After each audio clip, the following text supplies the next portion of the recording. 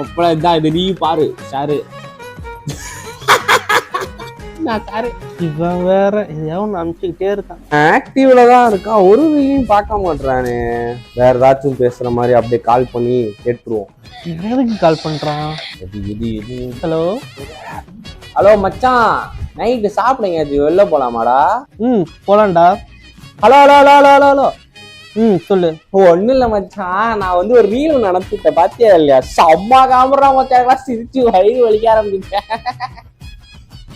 ஐயோ காமெடி காமெடின்னு என்ன காமெடியோ.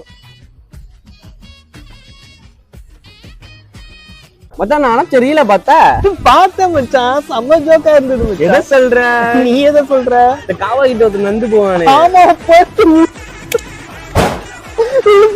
செம்ம ஜோக். இந்த மாதிரி ஒண்ணு அனுப்பவே இல்லை.